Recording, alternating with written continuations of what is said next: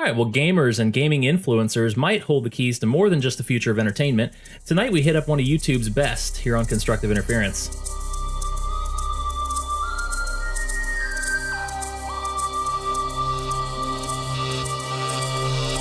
Well, guys, we have been promising it for a while, and it's just sort of kept falling through, but tonight, it's actually happening. We're going to be talking about games tonight, and we have a guest with us. And if you follow the gaming community on YouTube at all, you probably know this guy. You've probably seen some of his videos.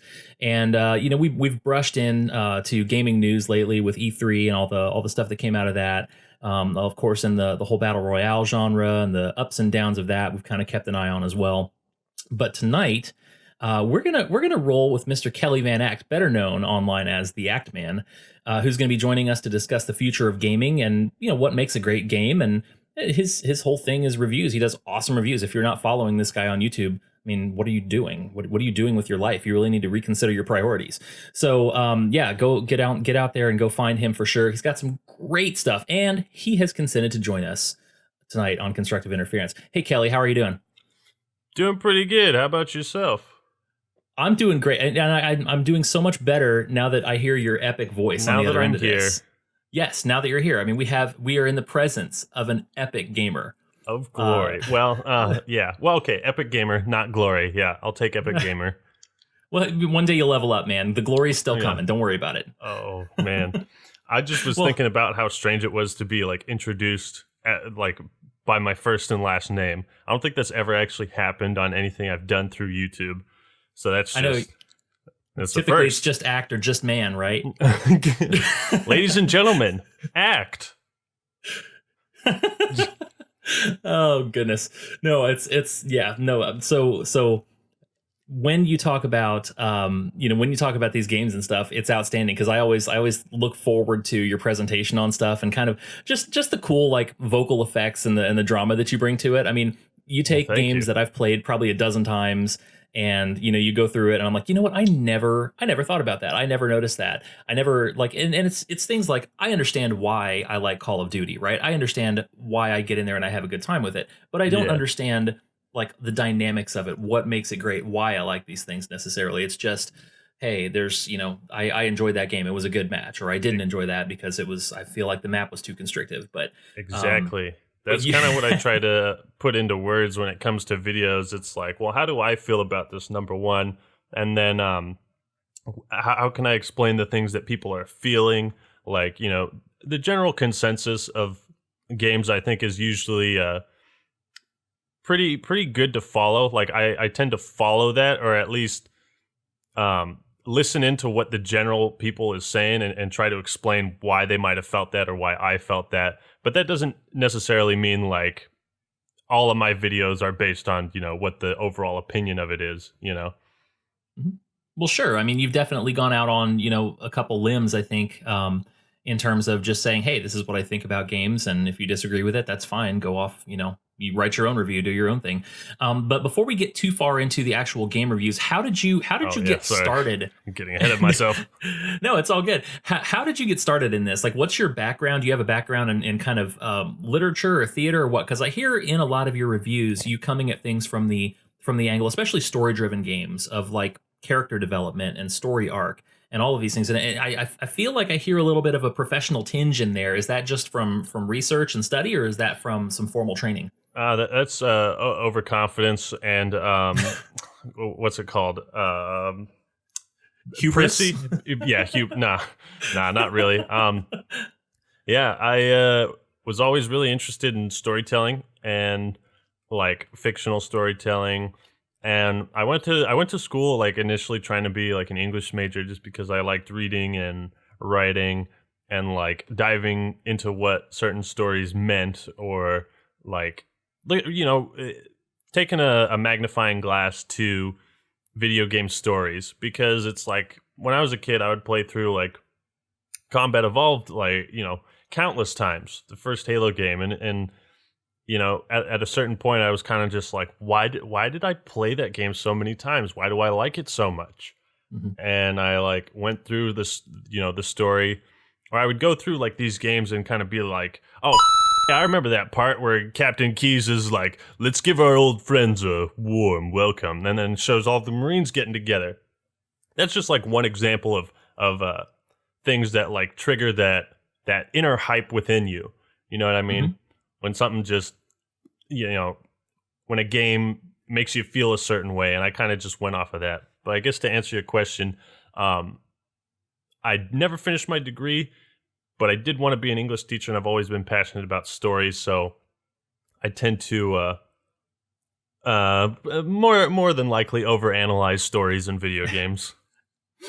Well, but it's the overanalysis that makes it awesome. I mean, just digging into these things deeper than you ever would on just a single playthrough of a campaign or a multiplayer match, Yeah. But and I don't, I never finished my degree either. And I honestly, I think hey, we're brothers. Hey, yeah, I did finish my degree. I don't really recommend it. So you guys are okay. Yeah, no, I mean, just, coming at things from, again, Josh and I are both in IT. I think that, in my experience, the world is coming to more of a realization that there's a lot of college educated losers and there's a lot of people who never got a degree that have a lot of common sense and a lot of value to add. And yeah, no offense, Josh. So yeah, but I know exactly where you're coming from on the on the gaming part, and I think there's different. I might have a different preference as a gamer than Josh would, but there's also this sense of community that it builds, and clearly that's something that you've tapped into, Kelly, on your channel. You got what, over 600,000 subscribers now? Is that right? Yeah, we just hit over 600. I say we, but it's my channel, but we because we're a community. But yeah, just hit over 600,000. I think yesterday. So after that Halo Wars 1 video, kind of pushed me over and, feeling pretty good. I launched some new channel art. Yeah, so I guess I have tapped into a community on YouTube. How long did that take you to build that much following? Well, if we take into account the time I spent learning how to make videos, which was maybe a year, in college, that I was doing that and taking other courses, probably, about 4 years. Well, we got some work to do, Josh. No, you never got to judge yourself based on how other people are performing because everyone's different, That's one of the things I tried to think about all the time. Even like, especially early on when I was like, man, I would put, 30 hours into a video and it'd, maybe scratch 100 plus views. And I was, there's that sort of time where you claw your way in, and getting your foot in the door is the hardest part. But once you do, you kind of just keep clawing your way up. Sure. And I wasn't talking about us comparing ourselves to you. I'm just saying what we put out as crap. No, let's not do that. Oh. No, it's all good. I feel the same way about articles sometimes, honestly. Glad to take part in your here. But you mentioned your Halo Wars video, and I was so glad that you came out with that before we got you on the show here, because Really? I'm a huge RTS guy. So I was a god at Age of Empires back in the day, dude. I was a god at that game. Like, I was unbeatable. Well, until the Koreans got into it, right? But dang Koreans. Don't take that out of context. Yeah, I know, right? I'm sure it won't be. No, but I loved that game. I thought it was potentially the best, probably the most balanced strategy game in since like chess. Incredibly balanced, incredible rock paper scissors effect on all the civs. And I was just waiting for, as I moved into kind of the console generation, waiting for something to come along that could provide that same experience. And while I definitely, as somebody who came from that background, not entirely fulfilled by the Halo Wars series, it is encouraging to see, them able to even create a comparable experience on a console. And you really dove into that on your video. But here's what I want to ask you about it. Do you think that genre really has much of a future in gaming, or is it something that you feel like is kind of going by the wayside as we get more towards like VR and FPS heavy titles? It's interesting because for as hard as it was for them to come out, for Ensemble to come out with Halo Wars, it's like, it's not a bad game by any means, even though I say that in the title. So parts of it are bad. I feel like mostly the story, but as far as a genre, it's, you got like Plants vs. Zombies is a console game. There's Pikmin. There's really not a whole lot. It's kind of just these sporadic droplets.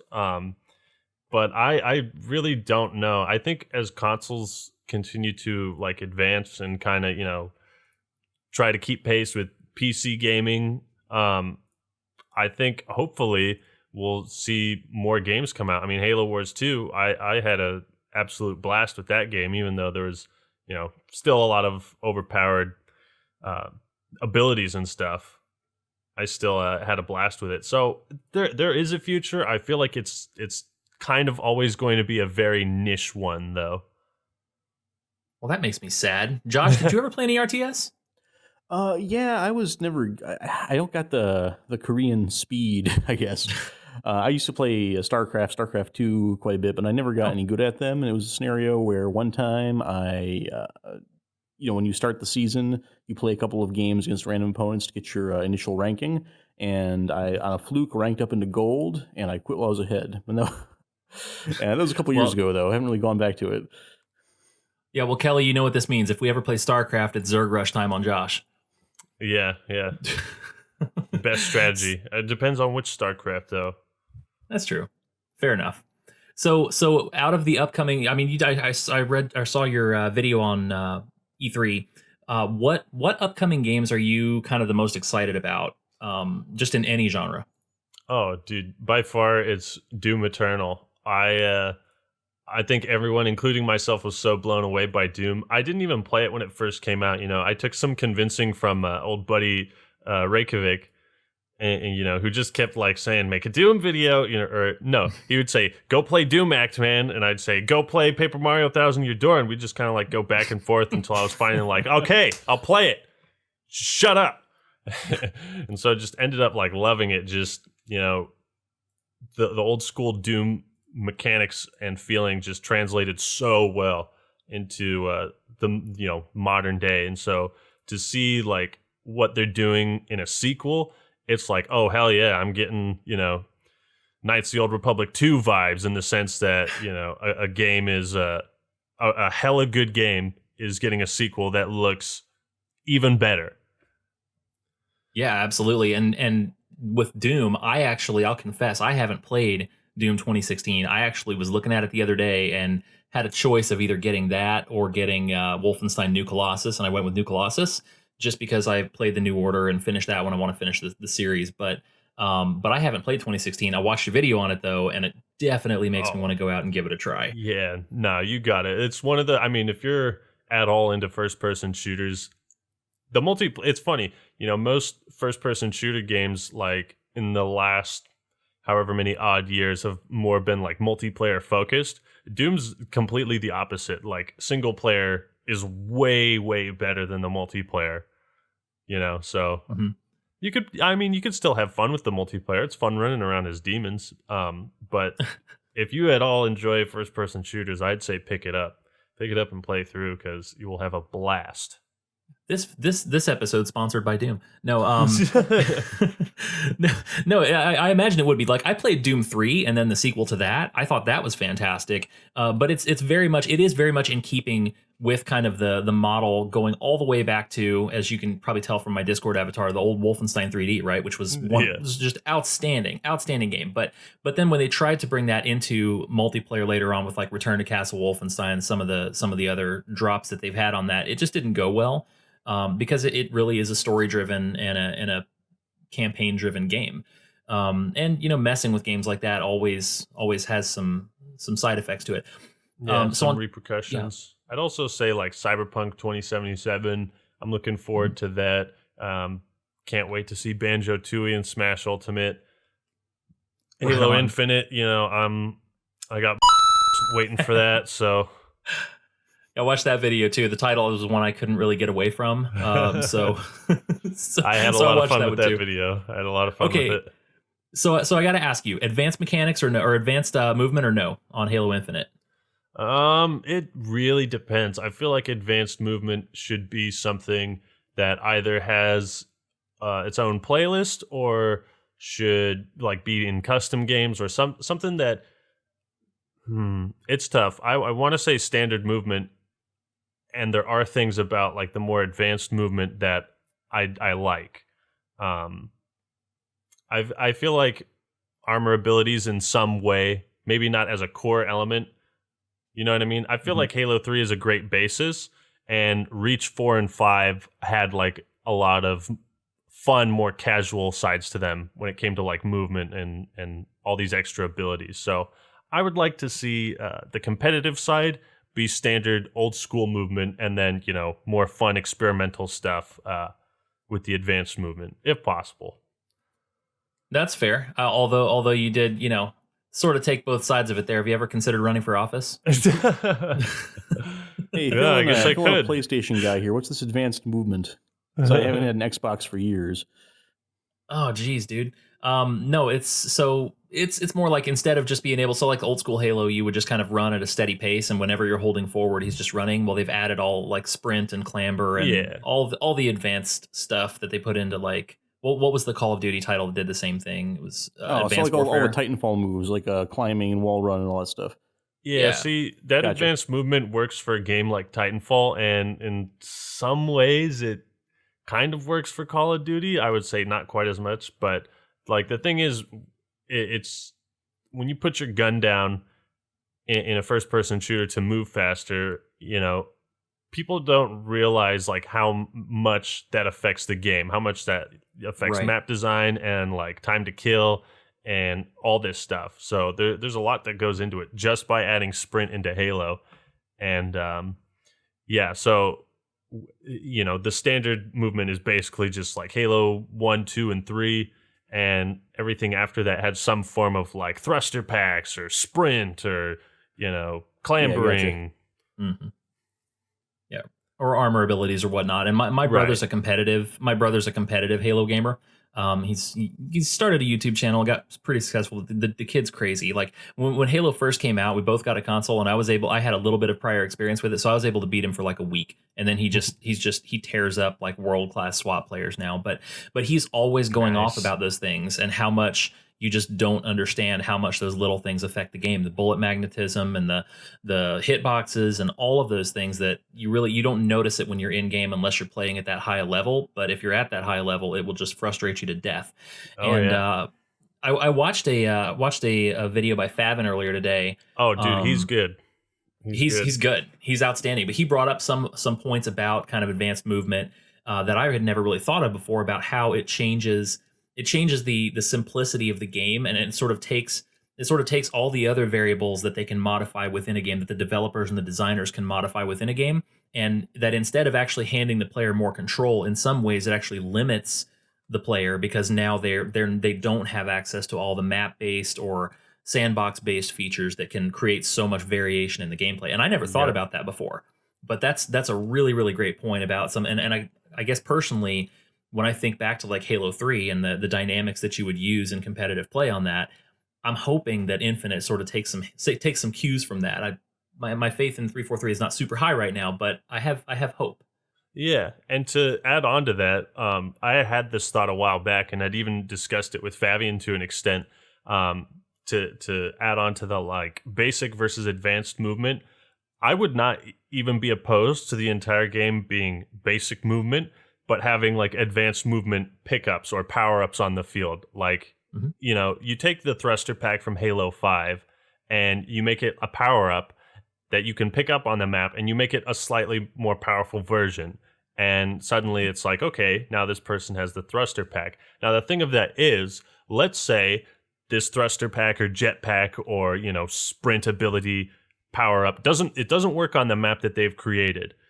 They can just take it out of the map now. See, like, I think the secret lies, and I was talking to Fabian about this, and I think he's brought it up too. The secret, I think, lies in how easily you can take it out if it doesn't work. Because when you make Halo 4 and it has sprint, you have to change everything about the game to accommodate sprint. You have to change Halo to work with sprint, as opposed to, say, putting a sprint power up in a map, and then like that map has it, and if it doesn't work or is too overpowered, you can just take it out and you still got a game. So yeah. Well, yeah, and a lot of those abilities are made so much cooler, especially in the story part or in the campaign, by the fact that you don't get to use them all the time. I mean, the first time I got to use a jetpack in Halo, it just blew my mind, right? But once it became commonplace, remember in the single yeah. player, they're like, "Welcome to the bullfrogs," and then you grab a Yep. jetpack and you go across it, and that was like hella cool. Right. Because you didn't have it all the time. Yeah, that's part of the secret too. You got me thinking, Joel. You got me thinking. Well, I've succeeded in something tonight. I mean, I'm on my fourth cup of coffee for the day, so I should have been able to get some decent thoughts out of it. Nice. So Josh had kind of an interesting question. So, all right, I have a confession, and I know that you're an epic gaming purist, but I have gotten pulled into the Fortnite world. Okay, I was waiting for a new Halo to come out for the longest time. I was like, I'm sticking with you, Halo. I'm sticking with you, Halo. And then it just pissed me off one too many times. I'm like, all right, I'm done with you, Halo. You got to bring me a new title, and we'll talk. Yeah.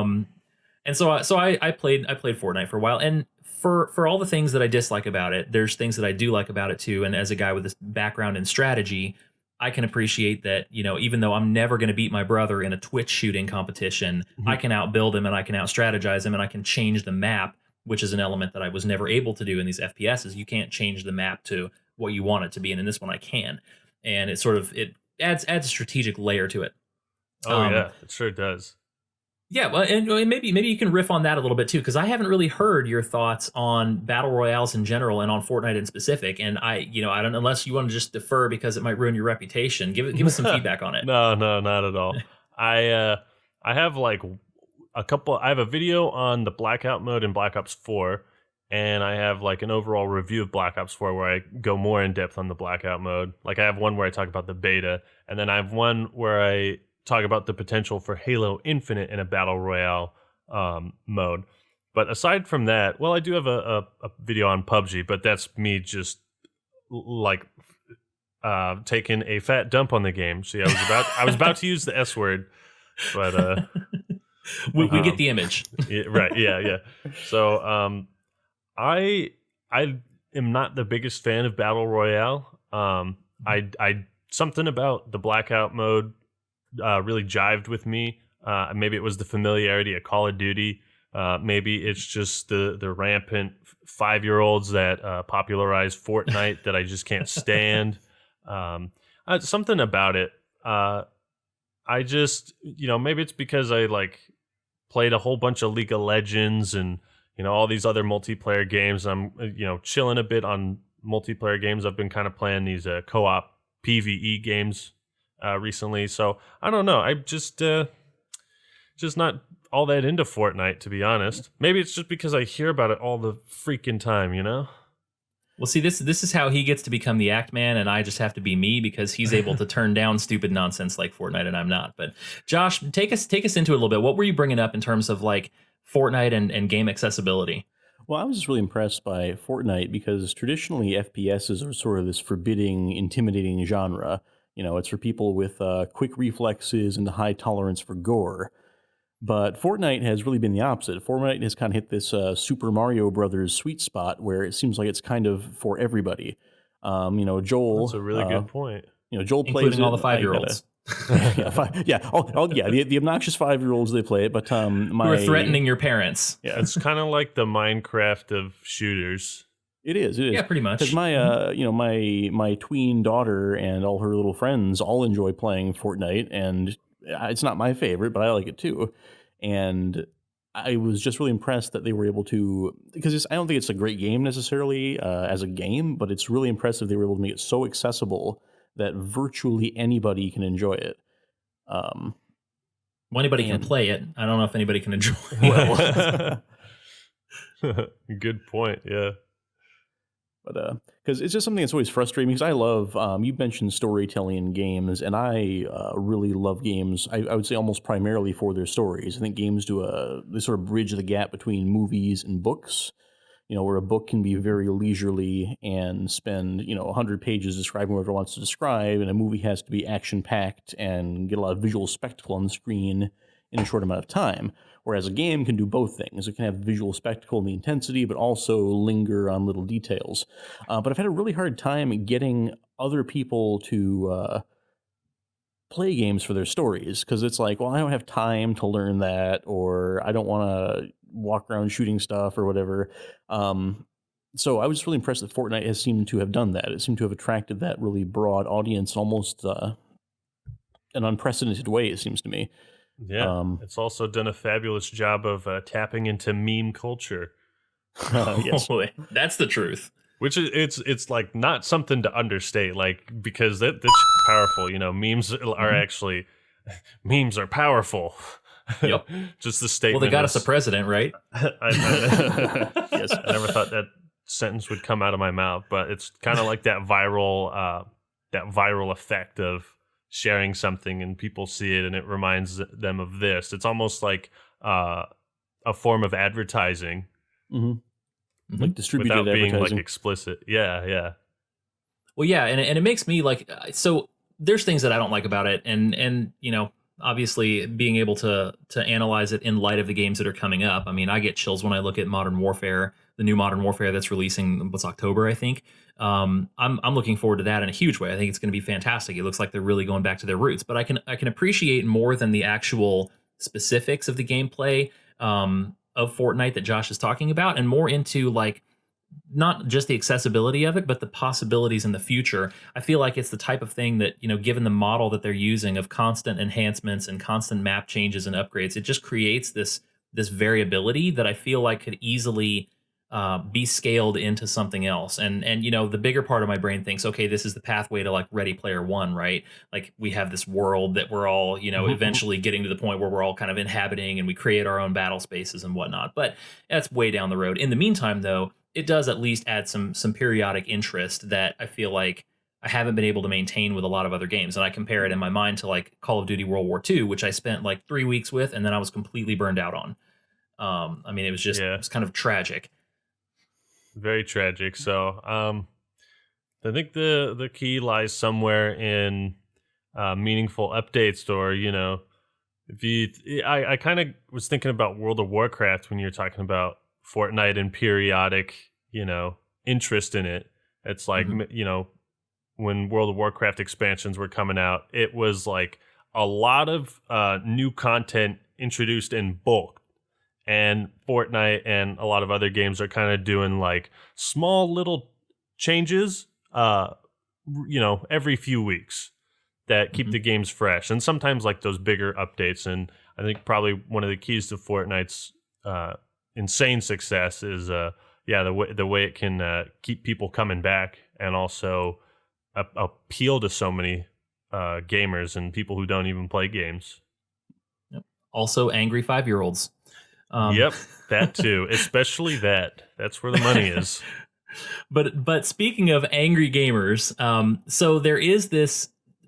Obviously, if you guys in the audience have followed my articles that we've been posting, you know that I wrote one on the gaming community not too long ago, and talking about the game community's kind of revolt against PC culture. And Act Man here had some awesome videos about PC culture and how it's sort of infecting the gamosphere, I guess, and how Gamosphere. people copyright. No, but like there is this element of it feels like there's a war on for the soul of the gaming community, and without like dragging things, because I know like game episodes are a lot of fun. I don't want to drag it into too much politics, but I do feel like there's this continual push to represent gamers as this like angry, hateful, awful group of people hiding out in basements. And I have not found that to be true. And maybe you have more exposure to the community. Maybe you see more of that. But do you feel like that's a fair critique of the game community, or do you feel like that when people talk about bullying and disrespect, that maybe it's just competitiveness that's being misinterpreted because of the shape of our country right now? I think a lot of it has to do with like extremes.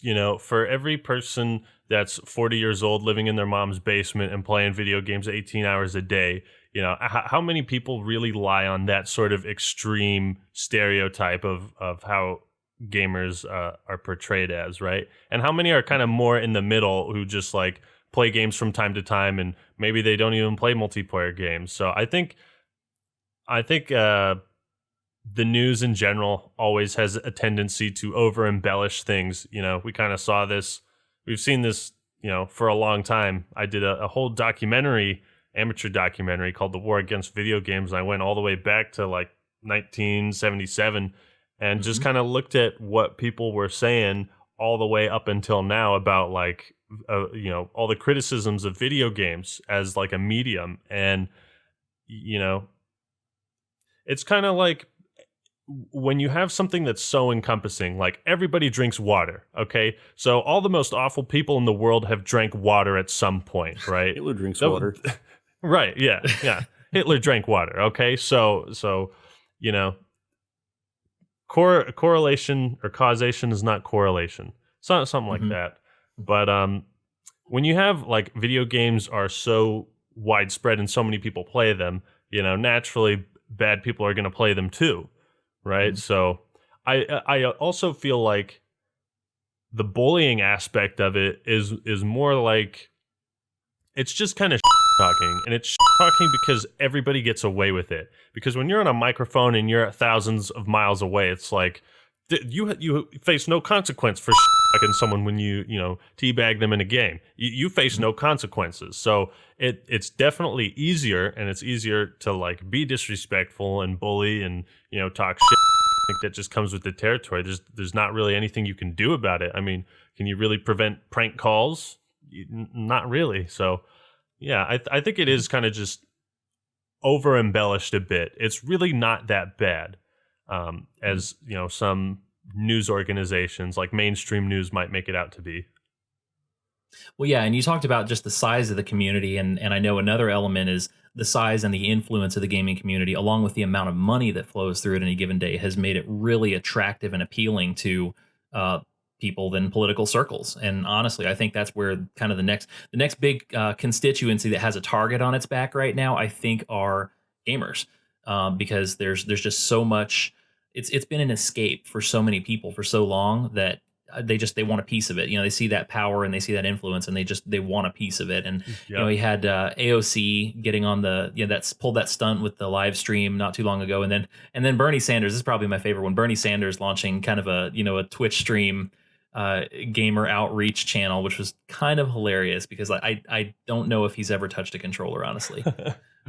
Yeah, but I mean, he certainly, whether he meant to or not, he tapped into meme culture just right there. Yep, absolutely. And I think that's exactly what they're looking for. Everybody's looking that way for an avenue to more power and control. But hopefully there will be some sort of a refuge left, because I don't want, like, I spend all of my days, like, when I'm outside of work and I'm, working on articles and these things, there's a lot of stress in the world from stuff that we just have to deal with. Crap that's going on in the country day to day, or even like I was at my city council meeting last night, crap going on there, people passing stupid regulations and stuff I got to fight. When I get home and I plug in the controller and plug in the Xbox, I don't want to deal with that crap. Like, that's not what I'm here to do.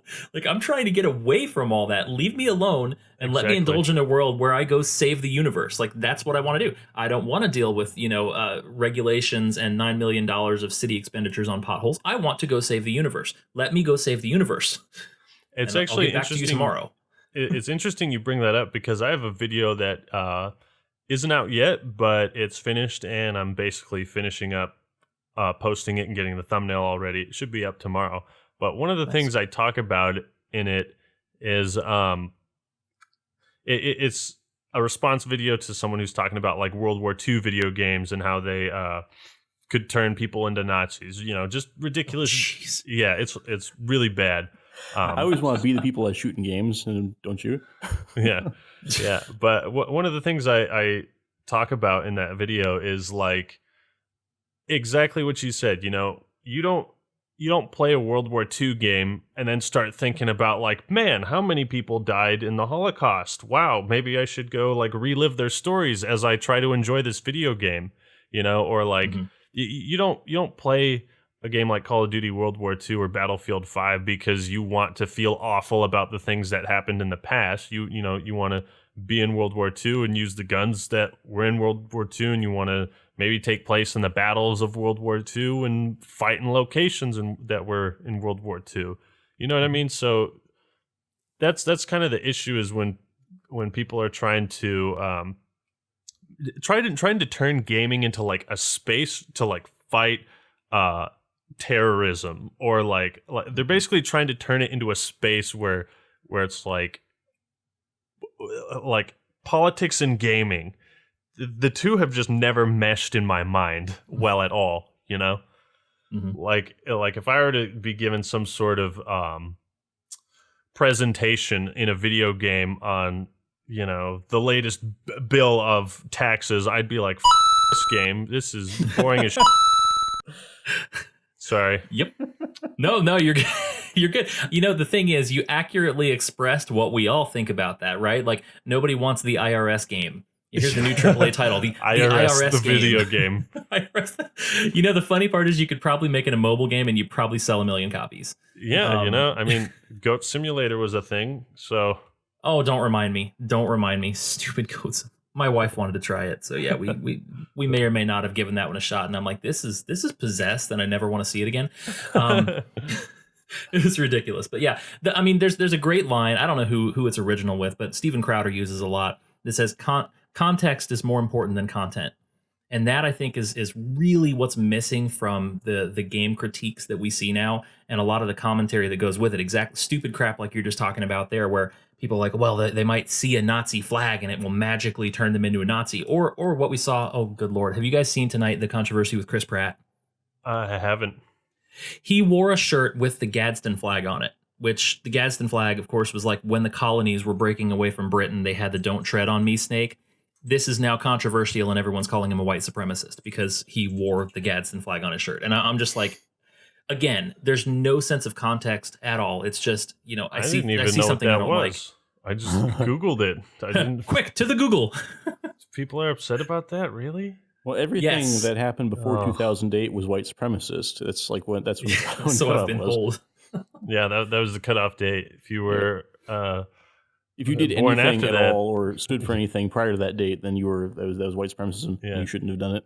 You should be ashamed. Or if you make the OK sign now, I guess. Yeah. Right. Anyway, I would also like to point out that there's a clear distinction, you know, between a game that has a story with politics in it, or a game that tackles political issues, and a game that people are pushing politics into when it isn't there. And right. I think you guys watched my Stop Politicizing Video Games video. That's where you got the bits for your article, but that's permission, everyone, by permission. Yeah, that's a really important distinction to make, because you know you got games like BioShock, and BioShock tackles so many political and social issues, and it does so in just an amazing way that really gets you to think about it. You're not being forced to think a certain way. You see the benefits of this society, but you also see the depravity of it. And so it's like, yes, they're all alone down there and they made great advancements, you know, but like it all came back to haunt. Anyways, what I'm trying to say is there's not just an X on politics in gaming. It's not so black and white. Yeah, absolutely. And there's themes like Josh was saying, you know, this is storytelling. And there's when you're doing good storytelling, there's going to be themes that you agree with. There's going to be themes that you disagree with. And then there's going to be some that just challenge your worldview on, you know, and politics itself is an outflowing. It's not an end, it's a means, right? Like it's an end that flows from morality, that flows from ethics, philosophy, truth. Like all of these things play into what we feel about politics, and they play into the stories that we tell about politics. And some of those are expressed in games. And so I definitely see the value in that. It's not a recruitment center for like, that's the thing. It's like games are not like a recruitment center, you know? Not yet. Not yet. What is that army game? Give it time. I think what we're seeing here, I mean, we talked about finishing degrees earlier, and people who are making these criticisms, they're people who've been through university and have gotten degrees in probably journalism or political science. And unfortunately, nowadays, if you go through that system and get that degree, you've been taught to view everything through the lens of what they call social justice, or what you might call intersectionality. And I think what you're seeing there is a sort of intersection or collision where these university-educated people who are taught to think in things in terms of intersectionality and social justice are coming across this cultural scene where everything is totally not about that. Like you said, Joel, it's all about basically wanting to have fun, to be casual, to be buddies. So it's almost like you have somebody who's coming into a bar where everybody's just trying to be casual and relax and have fun together, and trying to apply some political rubric to analyze all of their speech, and everybody comes That's a away video we annoyed should and make. confused. Right. Well, we are running out of time here, folks. I appreciate it. Mr. Kelly Van Achte has joined us today to talk about video games and kind of where they're going and what's important about them, and maybe what's overplayed and what's underplayed. And I imagine you guys are going to be interested to hear from him in the future. If you are, make sure you get out to YouTube and subscribe to his channel, The Act Man. And we'll have more gaming episodes. Yep, there it is. I'm half inclined to just say I'm just going to not even sign off and just let you sign off for us tonight. So here's what I'm going to say. I'm going to give us the rollout. You guys make sure you follow us on social media. You know what to do there. Facebook.com/DCI Show, on Twitter @DCI Show, and we're going to call it a night for Constructive Interference. But we're going to hand the sign off duties to the Act Man. All right. Thank you, boys, for having me on. Josh, Joel, appreciate it. Hope you guys all enjoyed this podcast. That's all we got for today. This is the Act Man and crew signing out. Peace.